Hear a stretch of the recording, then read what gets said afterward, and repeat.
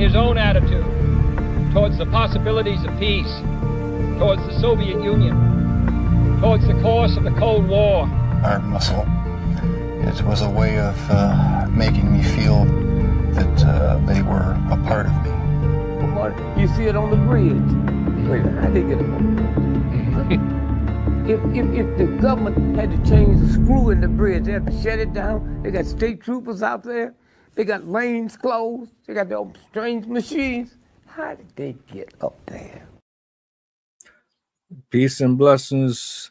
Happy holidays to the people wherever you're watching from. I hope you have a beautiful Christmas. I hope you have all the joy and the love that you can possibly fill your home with this season. This is a different conversation, this particular video. So get your candy, your stockings, and all of that stuff, and get comfortable, cozy, whatever you need to do. And let's have us a little conversation. I got Sydney back. I'm gonna turn it over to her. Do me a solid. Make sure you go follow her. Matter of fact, let me see something real quick. Let me get this up here real quick. Right there, just in case you need to get in contact with her. It's all there. And I'm looking forward to hearing what you got to say here. How's everything going? Doing pretty good. Enjoying. We're in Texas right now, so enjoying some Christmas in warm, dry, humid weather. I'm sad that I'm going to be missing the torrential downpours that are going to be hitting Southern California right now, or today and tomorrow. But at least I get to be with family out here. If we were in San Diego, it would have basically just been us, unless like my mom flew out or something. But it'll be nice to be surrounded by family, especially family members that we don't get to see that often. So yeah, it's going to be nice. My kids are old enough to actually understand and enjoy it too. So that'll be that'll be fun too, to have that that aspect of their enjoyment. Since, you know, as adults, we kind of lose that kind of Christmas meaning sometimes. So it's always nice to have the perspective of a child involved. Definitely. I agree 100%. Look, I'm going to give you your solo. I'm going to let you go ahead and cook and do your thing. And glad to have you back. Thank you. Yeah, I'm glad to be back. I've missed jumping on the podcast. It's just hard running around with family because they'll be like, "Oh, we're gonna be here at 6." He's like, maybe, I don't know. We might be going somewhere, and then we go out at 2, and then don't get back until 8. I'm like, okay. So it was gonna be really hard to hop on just from that time frame since we're usually out later anyways. But once we get back, it'll be back to normal. So I'll be back full time. I'm excited. Right on. All right, well, I'm gonna give you the soul. I'm gonna let you do your thing, and I'll see you in a bit. Oh yeah. I did notice that too. That's my caroling sharks. I'm not mad at it. I don't think I've owned not a single Christmas sweater. Have I? I don't think I have.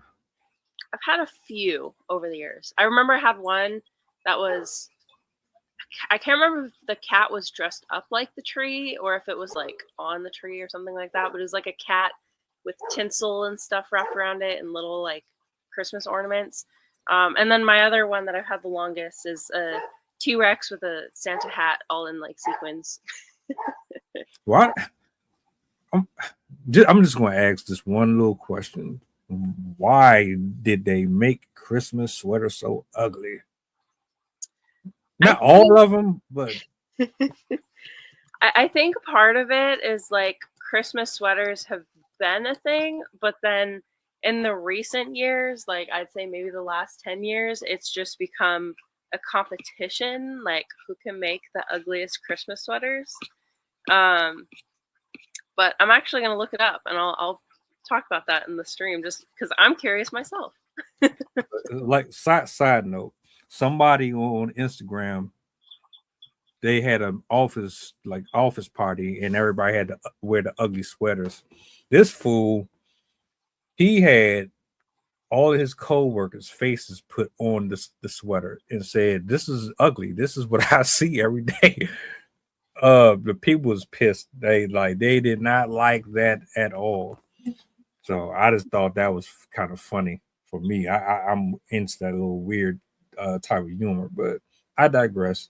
So apparently, it makes sense. It evolved from the 1950s. They had jingle bell sweaters, which had like actual jingle bells with designs of like snowflakes and stuff on them. But they gained fame because of the Bill Cosby show and his sweaters. And it peaked around then in the as they say on the website, tacky glory. But it was then revived in the 2000s by Vancouver parties, which they had like the contest to wear the ugliest sweaters. And then I'm sure that consumerism in our recent decades have had some parts to play in it too, with people trying to make the funniest or coolest, like there's contests and stuff like that. So interesting. Gotcha. Nice. All right. Let me go ahead and give you your solo. I will be here in the backdrop. I will see you in a second. All right. So, for those of you that don't know me, my name is Sydney Lindquist, and I am a mother of two, and I am kind of a mix of a lot of things, an artist, a writer. Obviously, I come on the podcast, even though if you're new, you probably don't know that. But I come on the podcast frequently. The episode that you're watching today is specifically part of my series on Wednesdays, which focuses on history, science, interesting stuff from the world. I like to talk about how things work and like what's up in the world. I just find it really interesting to just talk about things and teach. I love teaching. I have my master's degree in environmental education, but I have a background in teaching. So I thought it would be a really fun break from tradition to cover Christmas today. Usually I'm talking about natural disasters, but in the spirit of Christmas, I thought it would be really cool to kind of go over the history of Christmas and even surprise me. There's a lot more than I expected for this. I knew that there was a lot of background to Christmas, a lot of traditions, and things that have like kind of been passed down over the years. And I've known some of the different transitions because obviously it has gone through both pagan and religious themes over the centuries. But I was surprised. There's actually a lot to Christmas and a lot to very common, well-known Christmas traditions. So this is a very interesting one to research, and I found a lot of information that I think you guys might find interesting.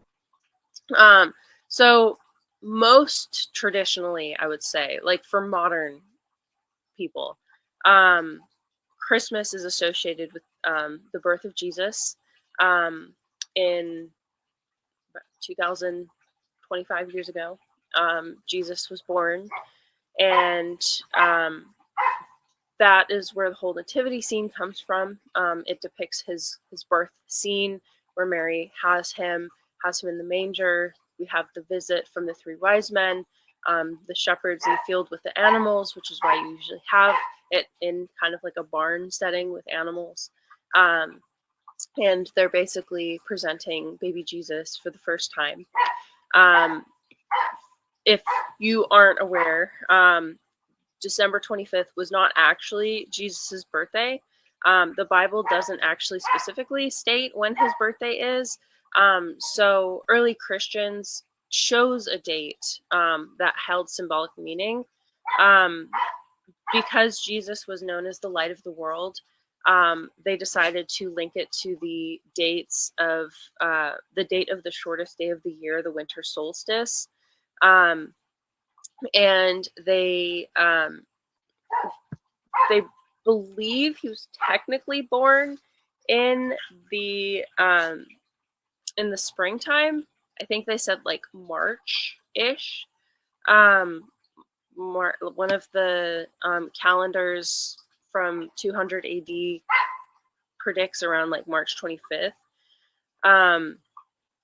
But in 274 AD, Emperor Aurelian established the Sol Invictus, light of, I forgot what Invictus means, on December 25th. So 274 AD is when we established December 25th as Jesus's birthday. And then it wasn't until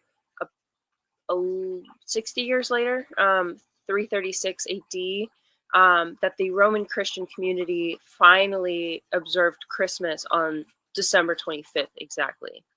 As I said, it coincides with a number of important dates for historical figures.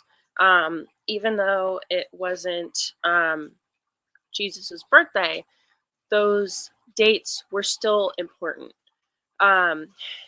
In the very early beginnings, especially when we were hunter-gatherers using farms mostly for our sustenance, early Europeans celebrated light and birth in the darkest days of winter, because once you're in, especially in Europe, and back before we had modern conveniences, a lot of deaths occurred during winter, from illness, from the cold, from fires, because when you have to have ovens and I don't know what they called fire. I don't know if they were called fireplaces back then, but like if you had fires going on in your house all the time, you're more likely to have fires, your house catching on fire during that time period. So there was a lot more death during the dark days of winter. And so during the winter solstice, which is the longest day of the year, it signaled that the worst of the winter is behind them, because now in the future, the days were just going to get longer. There's going to be more sunlight. And so the winter solstice has always been celebrated as a kind of fundamental of survival, really.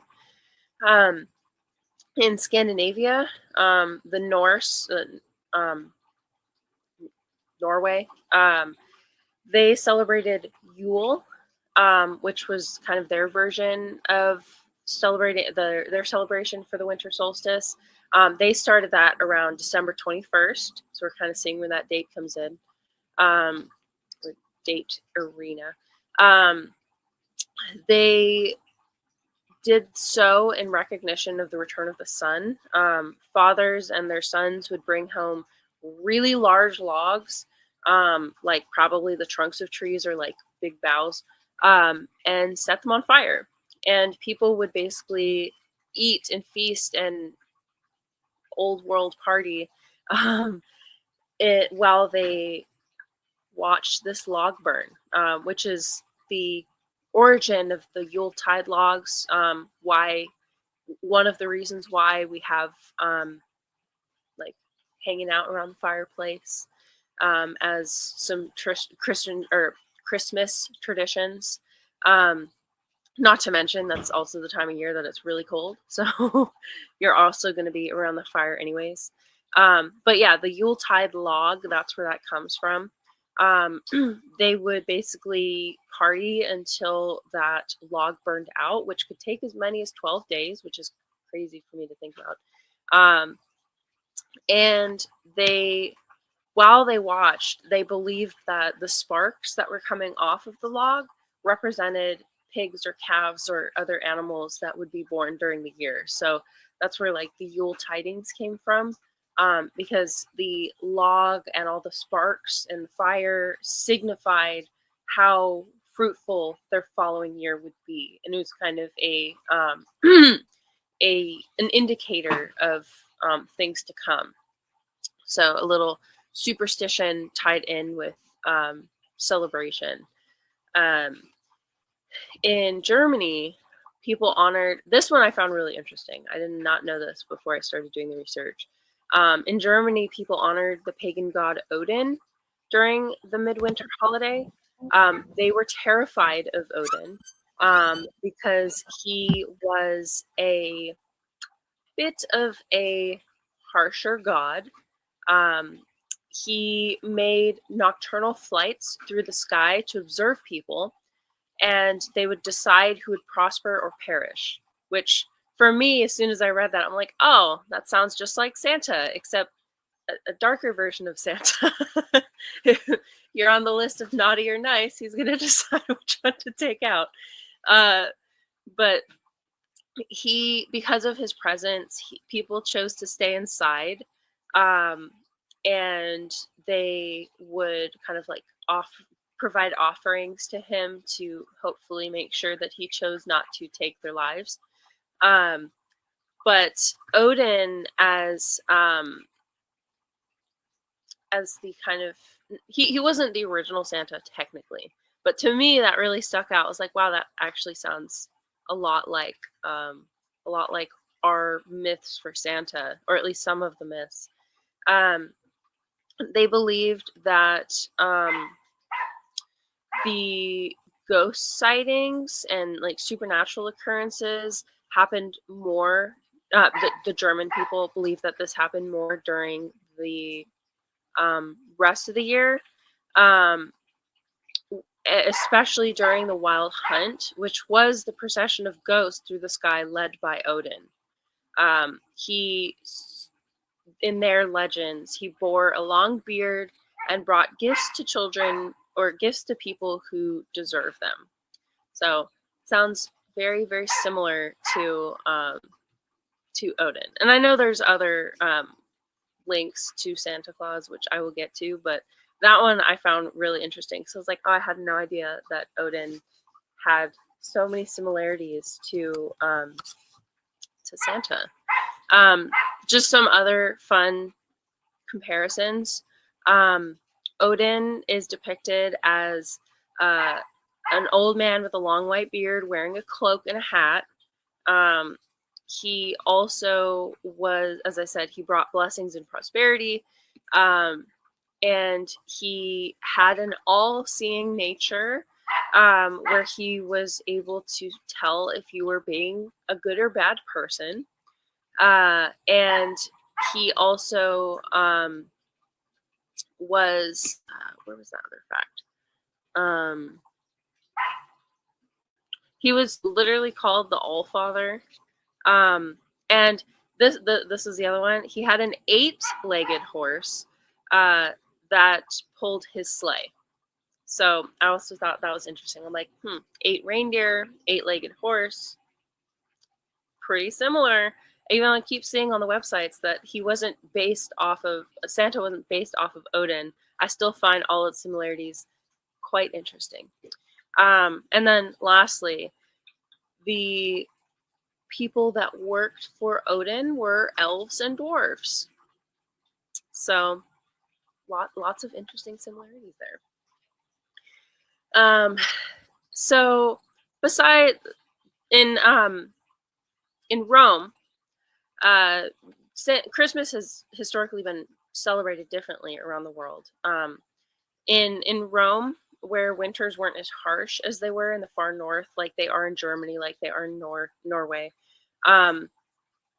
they were celebrating Saturnalia, which was in honor of the god Saturn, who was the god of agriculture. This was important for them because at that time, when they didn't have a lot in their control, they wanted to celebrate gods in hopes that they would bless them with favor. And so this was a fall to winter was around the time that they'd start sowing a lot of the seeds that would be growing in the spring. And so it was important for them to start honoring the gods of agriculture, to bless their plants and hope for a fruitful future, agriculturally. Because obviously at that time, that was the only food they were going to get. And if you had a bad harvest, that wasn't good. So in the week leading up to the winter solstice, they were very wild. The Roman version of the winter solstice celebrations were quite crazy. They because the harvest had already happened, the fall harvest, they had a lot of food and drink, and so they basically went crazy. For a full month, enslaved people were given temporary freedom and were treated as equals. They closed down businesses and schools. That way everyone could participate in the holiday. And they would basically party and drink and eat to excess and run around and be crazy, which sounds a lot like modern Christmas today. Except, unfortunately, we only get like a couple days off instead of a whole month. That would be really nice if we all got a month off for Christmas. But alas, corporations don't care about us that much. They also, around the time of the winter solstice, they celebrated Juvenalia, which is a feast honoring the children of Rome, which you can kind of see where that connection to Christmas comes in.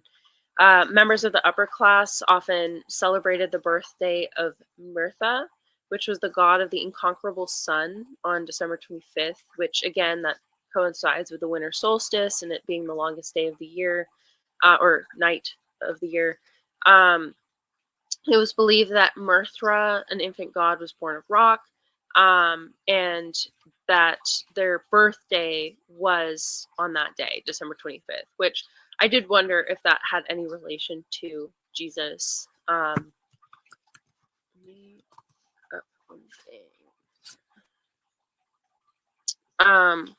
Mirthra was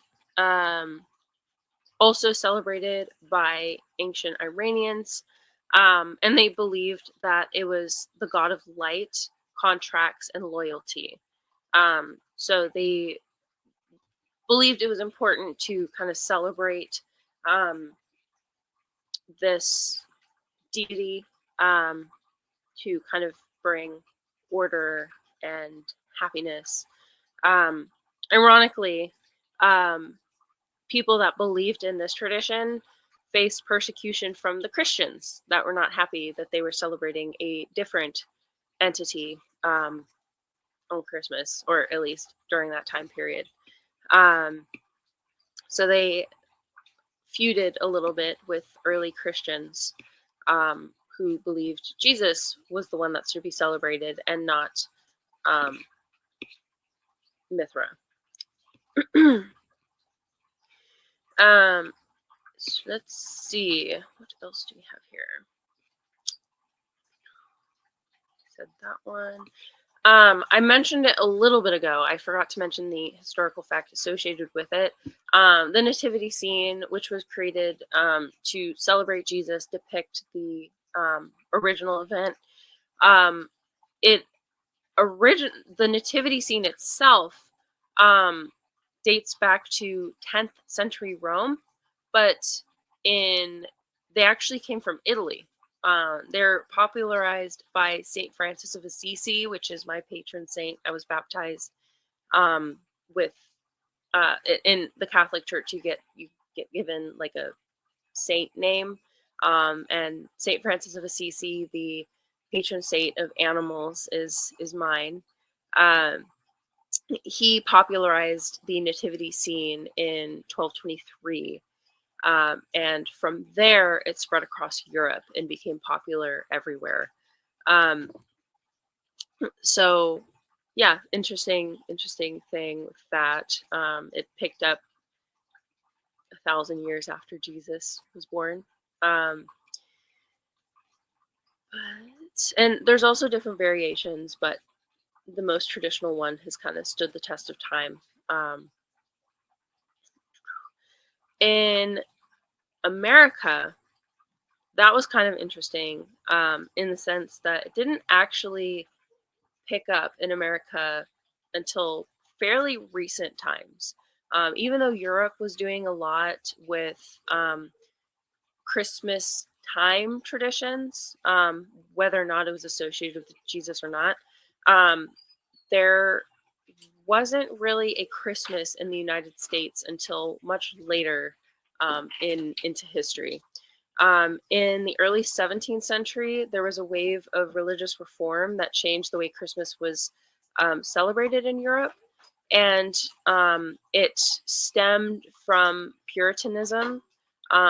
Oliver Cromwell was leading in England in 1645, and he basically was very ascetist and vowed to remove the country of decadence, and basically chose to cancel Christmas. Oliver Cromwell, I believe, was he was a member of Parliament, and he basically thought that like drunkenness and financial failings and stuff like that were all being they're all polluting society, and he basically thought that like people being frivolous and whatnot was causing problems in society. And so he decided to cancel Christmas because it was encouraging that type of behavior. I want to find if he had like a solid reason or if he was just a quote unquote humbug. Let's see.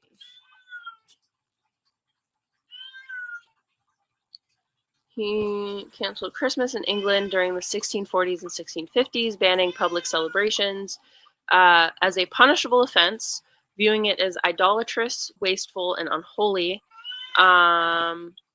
He saw Christmas as overly festive, encouraging drunkenness and immorality, and was a distraction from true worship. So definitely arises from a religiousness. They wanted a stricter Bible-focused form of worship, and they officially abolished Christmas in 1647, ordering stores to stay open and forbidding traditional festivities. He enforced these measures with soldiers by breaking up celebrations and confiscating food, and he had soldiers patrolling the streets, singing carols were outlawed. People continued celebrating in secret. And once he was beheaded, they restored Christmas in 1660. And Charles II brought Christmas back as a public holiday. So he was the original Grinch, I guess. But yeah, he was the reason why Christmas was canceled for a short period of time. In America, this was around the time that people were starting to just come over from Europe into America from Europe, though there are already people there. And they were a lot more Orthodox because they basically were coming to America for their own version of religious freedom. So a lot of the original American settlers had a very staunch religious ideology and did not support Christmas or other pagan holidays. So in early America, Christmas was not a thing.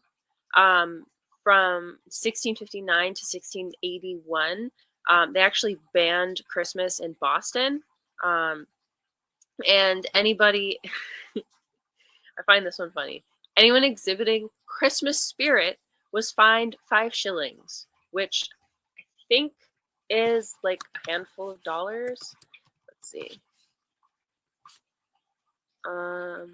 Wow, not even. 5 shillings is 0.0027 cents. So it was less than pennies back then. Let's see. In Jamestown, Captain John Smith supposedly said that Christmas was enjoyed by all and was passed without incident, but there were parts of early America that did not celebrate Christmas. After the American Revolution, English customs obviously started to fall out of favor because, we declared our independence from England, so why would we want to practice their traditions? So after the Revolutionary War, Christmas started to be allowed more, but it wasn't actually until the 1870s that Christmas was declared a federal holiday. Even I think there was one state that declared it sooner. Let's see. I think it was like Tennessee or something.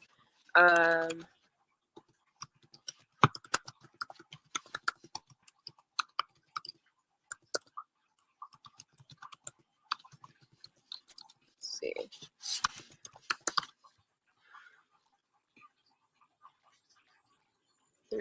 Alabama. In Alabama, they recognized it in 1836. And there are some states that recognize Christmas even earlier. But as a federal holiday, it was not recognized until 1870, signed in by Ulysses S. Grant, our president at the time. At that time, they also made New Year's Day and Thanksgiving holidays as well. So around the 1870s is when we finally recognized that people should have actual holidays. And 2020 is when they decided to not make anything a holiday. I'm just kidding. Sort of. Let's see. Interesting. December 2025, they officially made December 26th an official holiday, I guess. I don't know how that's honored by businesses, but apparently they added to the holiday, so now 24th and 25th are federal holidays as well. Good news for people that at work, as long as your bosses recognize that. All right, back to some of the Christmas traditions. Personally, this is my favorite, most interesting, what I find the most interesting parts of Christmas is the shift from the old world style Christmas to the Christmas that we know. In 1819, they wrote a series of stories about called the Sketchbook of Geoffrey Crayon, which was a series of stories about Christmas in an English manner, and it basically featured a wealthy individual that invited peasants into his home for the holiday, and it showed Christmas to be a peaceful, warm-hearted holiday, bringing groups together, regardless of your wealth and status. And in this story, they enjoyed ancient customs, as well as featuring some newer ones. Also during this time period, Charles Dickens, this one's the more famous one, made The Christmas Carol, which was the story about how important charity and goodwill is towards humans, which that book was incredibly impactful. And in both your United States and England, um, the Victorian society very much embraced the messages displayed in those books. Around this time, the in a completely unrelated thing, traditions of family values were starting to change in the 1800s, especially towards like the mid 1800s. Things were becoming rapidly more modernized, and because of that, there was less of a need to use children as your slaves, basically, as your secondary working house members. And so by the middle of the 1800s, children were starting to become more of a thing to protect rather than a resource. And they started to become more sensitive to the emotional needs of children. So that started to shift Christmas towards being for children as well. Prior to the 1800s, Christmas was basically for adults. It was for being crazy, drinking, eating, celebration, offerings, stuff like that. But the 1800s really made it shift towards it being a family value type holiday. And they started lavishing attention and gifts on their children, without the appearance of like spoiling your children, because, well, it's for a purpose, so it doesn't count. So they started to kind of center the holiday a little bit more around children. They also started to make it more of a family affair where like people are getting together in individual households rather than it being like a all community type thing.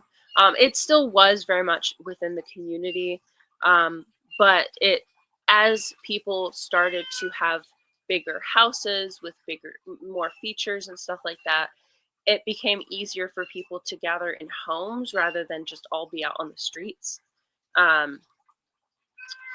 It was Queen Victoria that really transformed Christmas altogether. She popularized the Christmas tree, and she also, not really because of her, but during her time, people started mass producing cards and toys. The 40s, I believe it was basically the beginning of the first industrial revolution, where factories began churning out things much faster than before, and things no longer had to be handmade. You could have machines help you create things, and so during this era, stuff began to be created much quicker. So you're able to mass produce things, in this case, cards and toys, which really set off the gift giving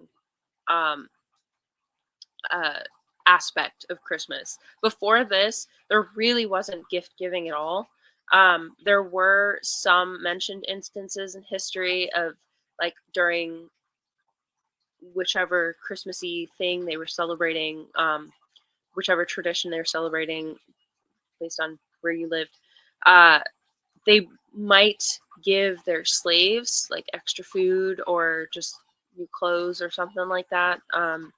But there wasn't really an established, like, this is the time that you give people things. So it was Queen Victoria that started that part. And they also brought back caroling.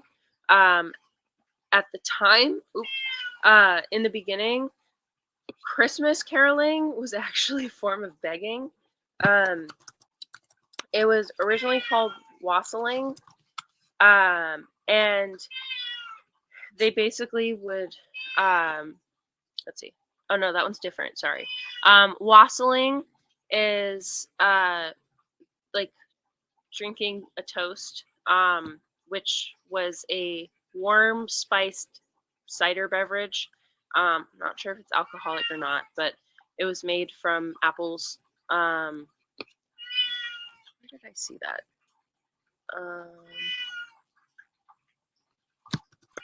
Find it.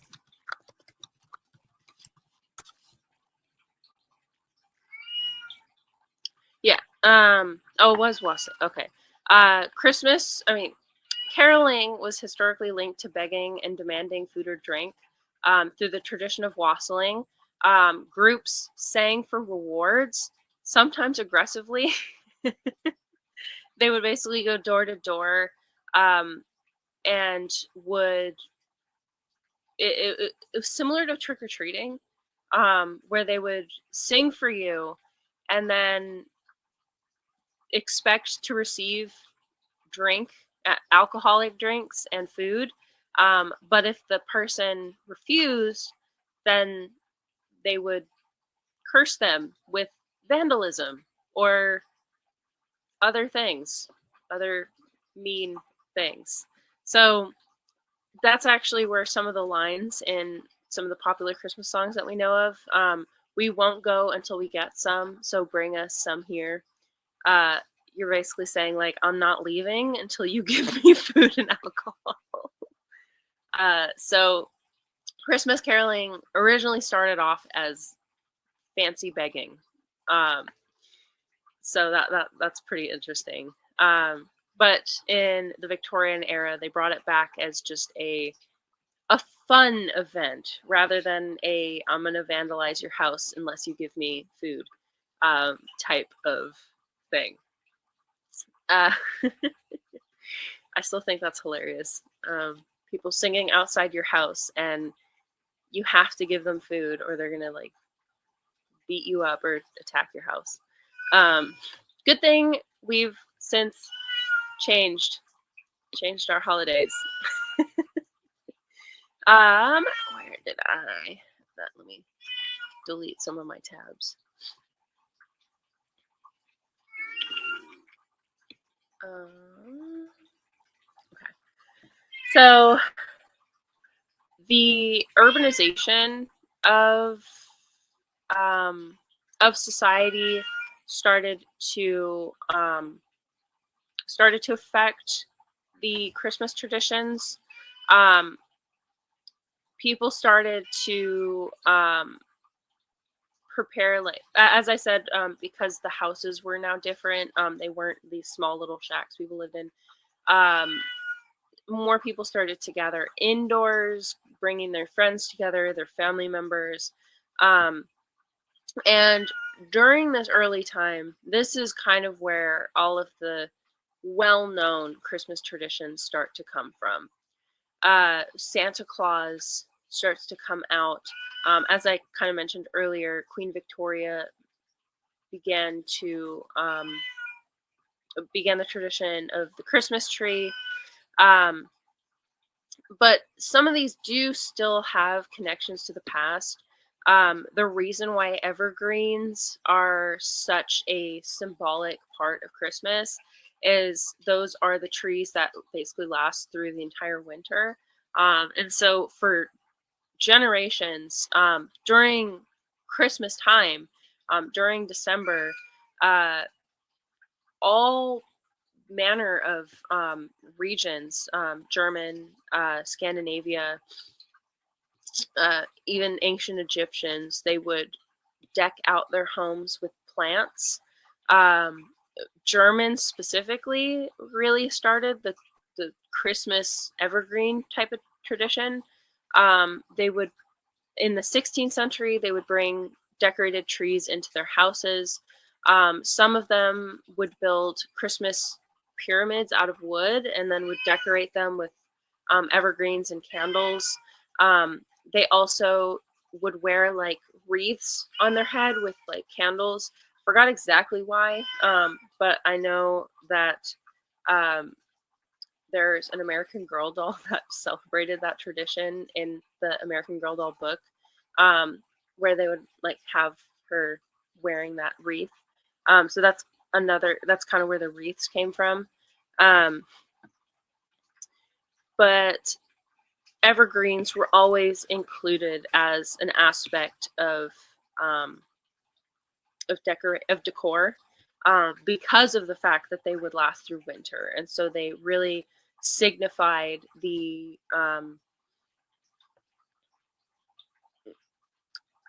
like, we're gonna make it through, we're gonna survive because these plants do. So it kind of really symbolized that longevity to them, survival. In America, they originally thought Christmas trees were stupid. Like, they did not support that. But around the 1820s, the German communities started to kind of do that again. And then let's see, in the 1840s, some Americans viewed them as pagan symbols and shunned them. But as I said, with the Victorian era, that really changed things. Let's see, it was 1846. In the Illustrated London News, they sketched an image of Prince Albert, her husband, and herself standing around a Christmas tree with their children. And Queen Victoria was a very, very, very popular queen. She was very beloved in Britain, but also on the East Coast. And with that depiction, the Christmas tree took off. By the 1890s, Christmas ornaments started to become incredibly popular. Originally, they used small trees that were only about 4 feet. But, you know, as we Americans, as we go, we have to make everything bigger and better. So eventually, we'd have trees that went floor to ceiling, couple stories. We got to be extra. In the early 20th century, the early 1900s, we would decorate our trees with homemade ornaments. A lot of them were food items. They'd use apples, nuts, cookies, popcorn on strings that they dyed with color, sometimes like berries and nuts.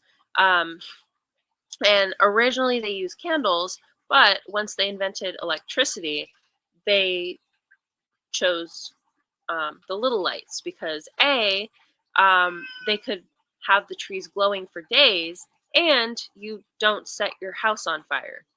Because, when you have candles on a tree in a wooden house, usually doesn't end well, especially if you bump it. So it's also a safer alternative to having Christmas trees. And the Rockefeller tree was really the iconic, America Christmas tradition moment. It was put up in 1931, and the first one was put up in 1931, and it had and today that tree has over 50,000 lights and is topped with a 70-point LED star studded with Swarovski crystals. And their tallest tree finally arrived in 1999. It's not the same tree that's been there all these years, over 100 years. They've had to use multiple trees because they didn't last. But yeah, the Rockefeller tree is arguably one of the most iconic American Christmas trees that we have in the country. And arguably, just in my opinion, very linked to the consumer's culture. Especially because I'm fairly certain they do the parade past that tree, or they end there, something like that. I don't actually watch it that often, so I don't exactly know what the I think it's the Macy's Day Parade. But I'm pretty sure they like go by it or to it, something like that. Correct me if I'm wrong. Feel free. Let's see.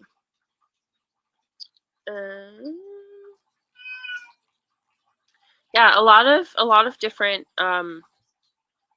cultures now use Christmas trees. Canadians started them in around the 1700s, but they also became popular around the same time in America because of Queen Victoria. In Mexican homes, they would sometimes decorate a Christmas tree that were incorporated with nacimiento, which is the nativity event, and but the tree at the time was technically a luxury commodity, so most of the time it was either an artificial one or just like just a branch that they would cut from. It's called a copal tree.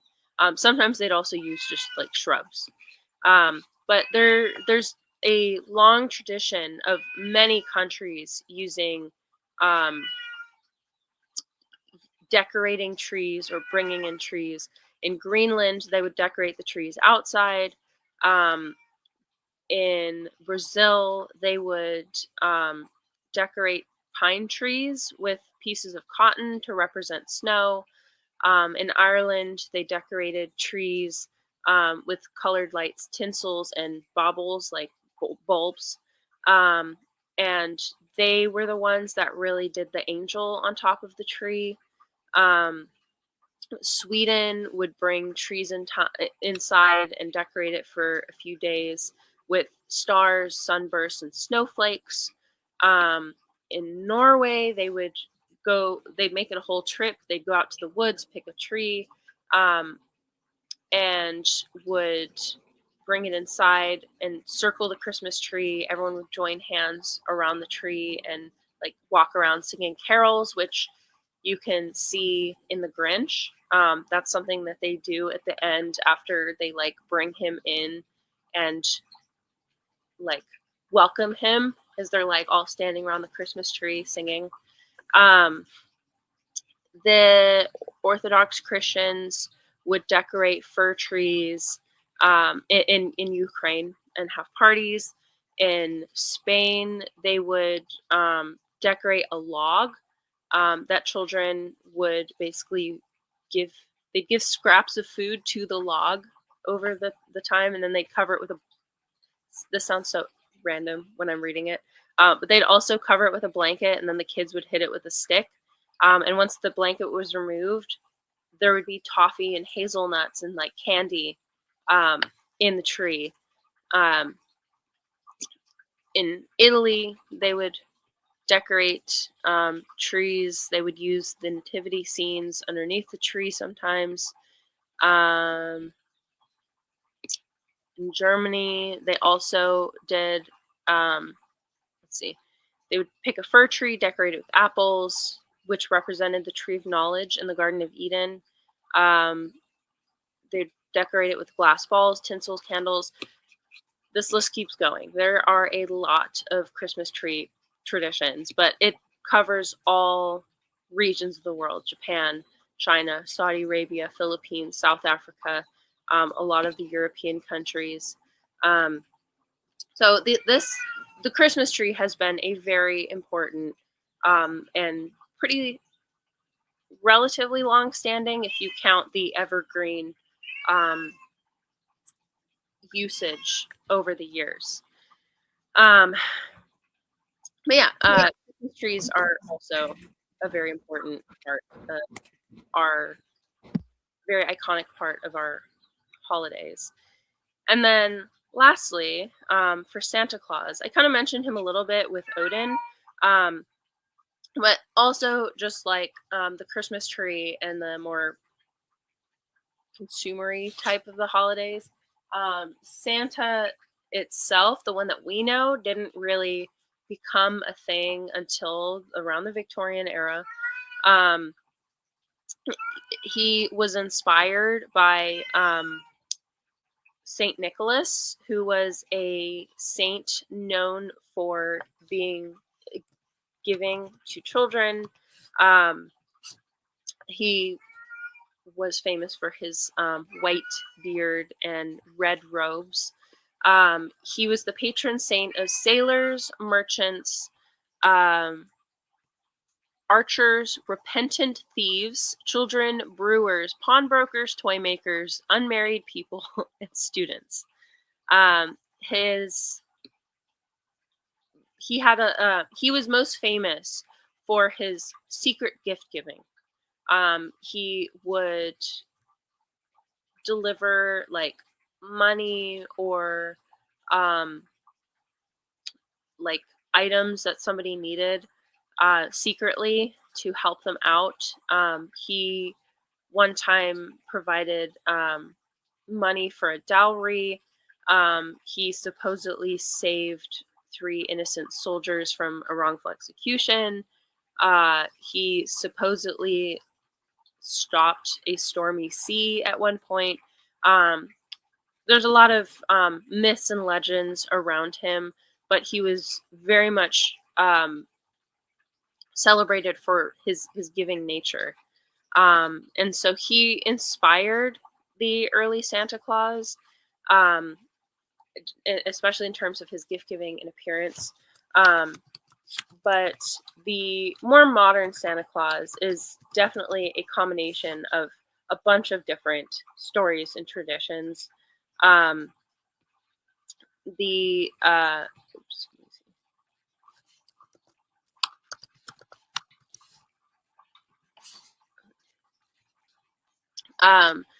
Saint Nicholas, his feast day was December 6th, so that's also kind of why he was picked for the Christmas time period. And by the 1800s, that's kind of where the more modern Santa started to come from. They wrote a poem called A Visit from St. Nicholas, which basically introduced a lot of the elements that we know today. He had a sleigh pulled by 8 reindeer. He came down chimneys to provide gifts. He was a jolly round figure with a white beard and a red suit. In the mid to late 19th century, a cartoonist named Thomas Nast created illustrations for Harper's Weekly, which was a very popular magazine at the time, that really solidified his image. It portrayed him as a jolly man with a white beard, red suit, and he's the one that defined Santa's workshop at the North Pole with the elves and a list for naughty and nice children. And then the 1930s, as I said, consumerism. Coca-Cola commissioned an artist to create, the artist Hadon Sundblom, to create a series of advertisements that further popularized and standardized the image of Santa Claus as a large, warm, and friendly character, and cemented that modern look that we recognize today. So thank Coca-Cola for solidifying the image of Santa Claus, because they definitely created that visual feeling of Christmas that we associate with it today. Not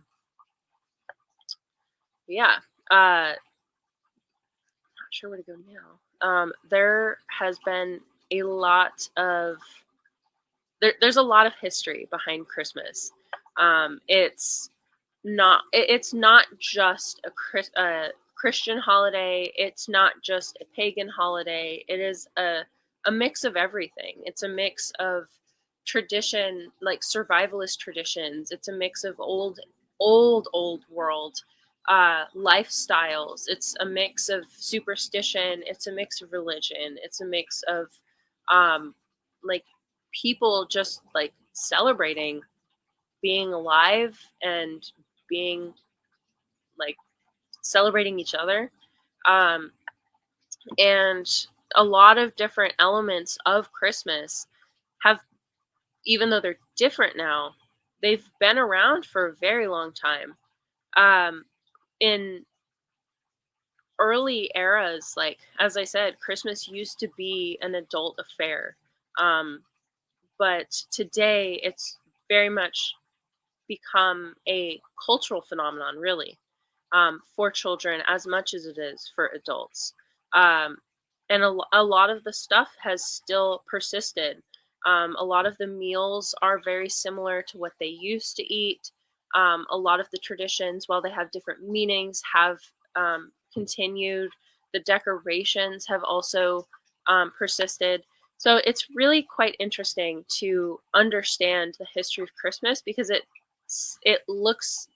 gives you an idea of how far we've come, and it can give you hints at who we used to be, what life used to be like, and the lives that we had to live. And it's also, I think, admirable that Christmas isn't, it's not an American thing. It's not an English thing. It's not a white people thing. It's everyone. It's a collection of traditions and mannerisms, behaviors, choices from all over the world. There are borrowings from Asian countries, from Latin American countries, from European countries, from pagan cultures, from Christian cultures. It's everything. So I think it's, while it has been subverted by consumerism lately, we've definitely seen it become that, like with Black Friday and shopping and all sorts of like, I'm gonna buy, like compete to buy as much gifts as possible, and we kind of make it this whole contest of who can make the best decorations and who can do the most, and you know how it is. I think it's still really special that it brings us together as family members, as friends, as communities, but it also brings us together with our past, with our where we came from. Because obviously nobody is, like, we're all from somewhere. We're all part of a lineage of people that have been all over the world. And it's kind of cool to see something that brings in so many different traditions. Like, a lot of the stuff that the common synonymous Christmas does today are from the Italians, they're from the Romans, they're from the Victorians, they're from even like Japanese and Chinese, they're from all over. And I think that's really special that we do have something. Yes, it's seemingly lost its meaning to a lot of people. But if you look back, I think it's really a celebration of humans, where we've come from, what we've done. And I think it's definitely worth celebrating. So yeah, I was pleasantly surprised by the amount of history I was able to uncover, because I knew some of it. I knew the Victorian type of the side. I obviously, as I was raised Catholic, I know the religious side, and I knew like some of the legends of Santa Claus and stuff like that. But I didn't realize how much little things were from history. The glass balls have an origin. The reason we eat ham has an origin. The reason we use evergreens has an origin.